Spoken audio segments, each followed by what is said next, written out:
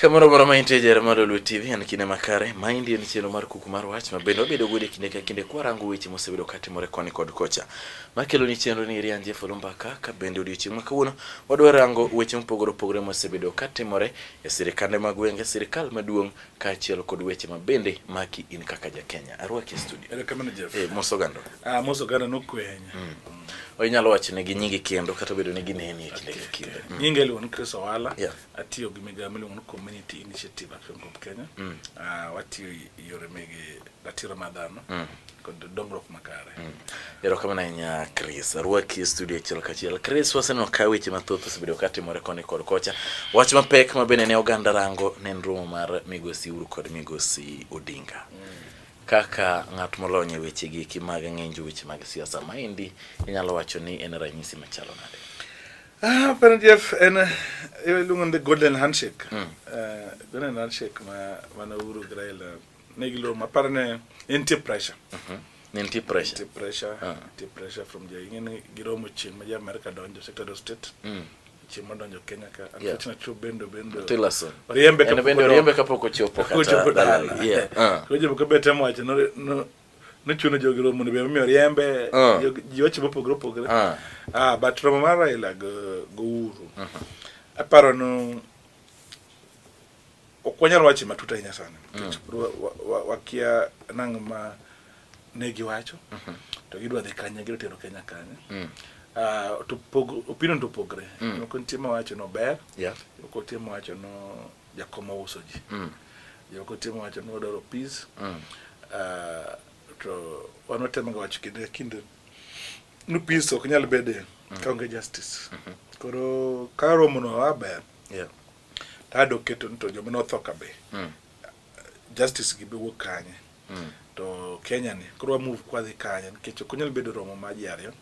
To jo Kenya duto ok kong'eyo tiend romo no kod kama romo no dhiye. Koro aparo pod wanyalo migi nafas matin mondo wawinj to committee ma giwacho no committee no dhi gang'o to odiro tero wakanye koro wabo bedo gi thuolo maber ma yalo gino kama nitie kata ko ber kata ko rach. Sani en pogruok nitie jomoko dware jomoko dware. Tiparo ni maduong' moloyo mano nego bene warango kata bedo ni pod kamiti nitie mabro rango weche gi eki. Iparo ni ka irange matut bende nitie kaka omiyo wa move forward. Apano forward ma ji wacho no move ma ji matin kech forward mikiranga matut ido no security mege MPs mancho gol e modwok. Jomono ma security odwok, jomono ma mtokni odwok. Cases mane nitie koto we. Koro ido matut njo kasa cases gi bende nitie mana gid mahundu moro. Kata giko ni mayo ji mtokni gi mayo na nyali moro. Kata mana cases manoketo ma ino anjigi ka. Gol gi. Koro kiduogo rango to kara gigi ne ke gik makare. Kech ken gi makare, ken gi moro ma Jeff timo kosa makare. To office of DPP and office my Orobe independent. Okorobe rais nyalo golo case kudo. Kenen case mano charge go makare. Gizo ngigi ne timatima ma mondo kusudi mo mondo frustrate them. Koro gibada wacho ni jogo mane jabani power jo siasa to gisogen. To jo piny ma kieko sogeni handshake jo siasa osegen. To security mag jood bura ma bende koro ne odwoki ni security kare chik wacho nade ichiwe ni intiere iwinjore gi jatelo koso ichiwe ni by virtue ni isebedo jaod bura to nego beni mi security. Kisebedo jaod bura kati ben ne jo opposition beni di security. Security ne go siasa. Jogo no this way Jacob. Kirango jomo ma security. Jomo no the swearing in. Negative list no. Koro irango jogo no swearing in. Jogo swear present gi. Koro okagido security marwa. Taparo ne gi moro me kijingacha ne ko swear kaka Republic of Kenya. No swear as a people. The people's president. And negative na artificial gine. Actualize Article 1 makatiba. Wacho people are sovereign. Koro aparo ni serikal ma Jubilee to nchago siasa kod majo gi security. To ken gima ber kech kama ne gichako no ido kata appointment moso bedo kata mege DPP mancho ket no din yeah ko dorkas oduore ngamo also practice also en gu lony mamalo to kabila be mi en mi to luore go to biko to so bedo office no molo di mang'eny idon koro kin kabila moro to tich mo timo nyane koro gino duto ka itemo rango tido ka siasa ng'eng'e to mana ka koro warange bende matin nikech wacho ne ok wadwa dhi e details ahinya weche mathoth ma bende Jonasa ne oiko kaindi mag the People's Assembly nyalo paro ne osekal paro machalo kamige sirikane magweng'e mathoth abruptly gibedo dropped. Aneno ka David ndio wacho ni koro gichungo weche mag the People's Assembly. Kare maindi to nyiso nang'o? Gigi nitimo gi atima ni mondo mi for convenience koso nitimo gi ne gin gik moko ma ne gin gik man gi tiendgi. People Assembly nito ngi tiende. En kare joge time mene kra ne gitime masiasa. Tana paro kipacha no People Assembly to do mbele. Ado dhi mbele mondo ji loch gwenge ka jeno Oloo Mbaka sirikal maduong' maber to kendo kirango maber iparo chikinde mokalo kanyo ne wan go mpango mar loso keto pesa e gwenge mano wadwa dhi referendum kora paro ni gigi duto adwa kete chunywa mondo wadhi kama wadhi na People Assembly waket mondo ji kaun sirikal maduong' oket pes county kech ka onge kama jopiny nyalo goyo mbaka kech People Assembly ni en gimoro maber makra jopiny ana paro jopiny makoro kawi tikode kako loso ni kech kaneno ko los chik oso los People Assembly ma Kisumu inyalo na gole through chik nyalo bana gole through chik nyalo gole ni nyo gole kamano chik koro ma en gima nitie ko jopiny mene go kayo tikode mondo sirikal mondo use go framework mar accountability mondo gitikode as a framework mar accountability at the county level to kana paro jopiny no kawo advantage jopiny nego kawo advantage seren titare to iparo ni the golden handshake ni kaka bende oseluonge nawinjo ka Migosi Odinga ne wacho ka ne gibedo kod romo mar ODM ni okang' mane gikawo mar dhi chamo muma chande tarik 30 emomiyo weche mag twak giki ne oyawre bende iri kod wach machalo kamano aparo ni muma to no ya wach emomiyo weche go yawre kech kama Kenya chadhia ido krasa ni Kenya kerek na choko suru koko ng'eny ji pogre kabisa pogre dhano ncho bedo gu pogre kuma lach molo kama so ai kinde ka kinde ko iro no chamo mumano emomiyo chamo muma kedo People Assembly no emomiyo wantie kata golden handshake no timre emomiyo akwa jo Kenya duto no gidoge chien won nyando ayany magenya won nyando no kuber chir mare emiwa chopo kama ncho ntin koro romo mie jujuluno wacho no chungo kata tin ok mangwende koro wawe odunyando no kikwa yanye ni koro odong kocha koro wan koni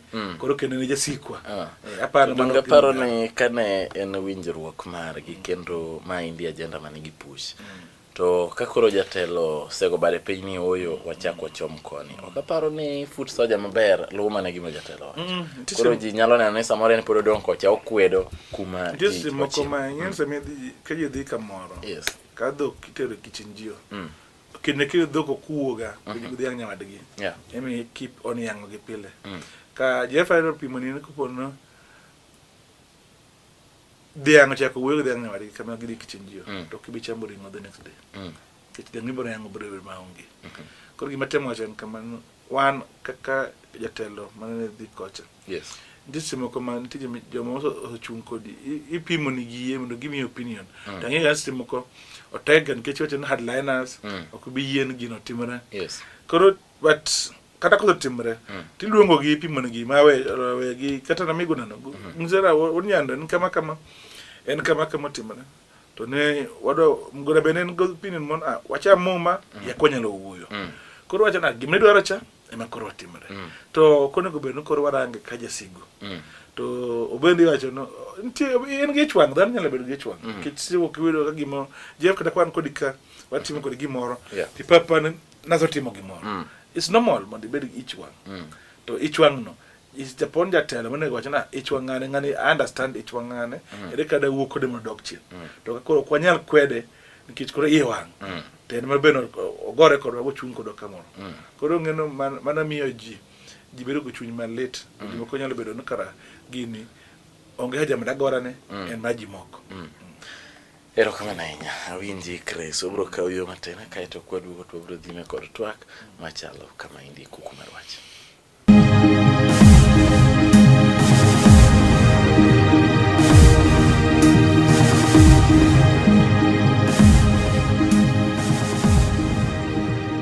Moro maintie jera Oloo TV chako dwoge thuolo mar ariyo achiel ka chiel wadhi nyime kod rango weche mabende oseyudo katimore kod kocha mabende in kaka japiny ing'eyo. Maendi en chenro mar Kuku mar Wach kod Oloo Mbaka chaka rwak history. Kane wadhi e yweyo Owala to ne pod warango weche gweko mag the golden handshake. Koro bende en gima kare kwa penyo ni to iparo ni jotelo ariyo gi kimo oseyudo kamako piny mar Kenya. Koso gine ma ginyalo determine kuma piny mar Kenya dhi. Jeff and Karen jotelo ariyo go kama chungi kawuono gin gilo no pulse ma Kenya ginyalo tero Kenya kama gidwaro koro jomoko wacho ni 2022 succession wars koro wabro ng'e kama piny dhiye but chopo moko ma olmo girang gima chando jo Kenya molo gima chando giwegi aparo no kanyo ema gine pogro gomo gona an kanye ma supporting iguna nikech sama udhi mbele orang to ang'o mene watimo kama ang'o me ji nogore ang'o ji notho nikech jo watho malich Jeff to thono konego wakale nikech kuro waso cross wadhi mbele nego orang to akanye nikech kwa paro Jeff 2007 nenti ji nogore to kanane ji do negotiation to ni wanti agenda mane withdrawn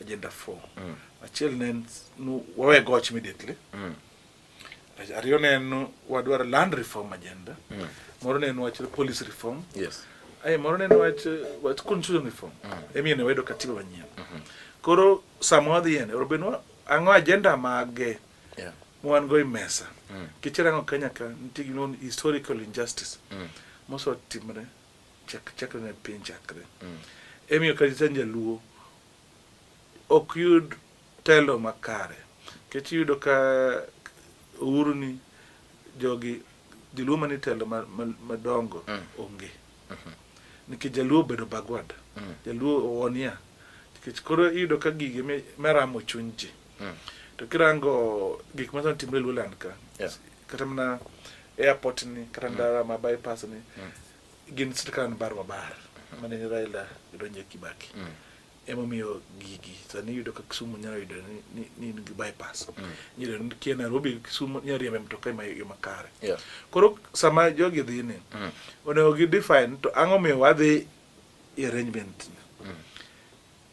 gik ma oromo ket gik ma chando ji duto i mesa ma arrangement ni onego konywa chopo kanan en issues wa makichio kinyi to yudo nyathina nchak nyandhi school anyoyudo ne fee bo dhi school kadi hostel thieth makare sani police ok bi negowa ka gwen ka kiswa bende wacho no bende ratichwa ni tirango waket commission moro mochakra ng'ato chakre 1969 Joluo obedo kinego Kisumu ka kichelo go bonde kiparo manager mogi gi ya Russia no nego Joluo kane iro paro manene ukotho nego Joluo mambayo tho nego Joluo kiparo ma nyaka manyocha referendum ma 2010 nego Joluo ka kirango election ma 2007 nego Joluo ka gigo Joluo to nego mang'eny Jeff koro gino robeno kwadwa negotiate to gigi nyaka keti mesa bwa keti gi mesa maler wanto ang'o Joluo no timo ang'o otai warang to ang'o miyo kwalo ga kura kinde ka kinde kech kwalo kura ne makelo jemo to ka kura gomo ka jogo kura buji ok bogo kura ere miyo Kenya mangima bedo itelo ne gi counties kata province ariyo to jomodongo kura mageng tiyudo ni kura bedo manipulated to ji ariyo kokwarango wach kura makwalo kura kod IBC kaka jogo osebedo ka behave like ngane Chiloba giri Chibakati giri ka giwacho no gino kanyal ng'e chalne to kendo bedo gima nyakwarang again Jeff en kinde mencho ayani Uhuru nche dang Uhuru gisoket represent moro magi kawo judiciary sema weni gikawo police gikawo parliament koro kata kwadonjo wadonjo no wan wadhi donjo kanye gi issues wa parliament autonomous judiciary board wako ng power gi kitido kasani kata appointment gi judiciary gonjo gi transfer judges mabeyo gitero kuonde moko manyalo winjo cases moko matut koro yudo no wani ilwet Uhuru joge me onge institution mencho don independence judiciary mencho time matin but yudo kanene deputy president deputy chief justice kane obogi magina kada case mneno magiwinj mata October notamo winjo negi buok koro gigi duto kokwa keti mesa to gini biro bedo cosmetic ti paro nade kalure kod pen chik bende nitiere okang' moro ma pen chik nyalo dwar ni mondo mi ochako timne rokruok kako chato chako rangi to kirwa ni mondo mi ochako rangi to gin weche mage ma ineno ka inyalo rangi Jeff chik the loko ing'en ka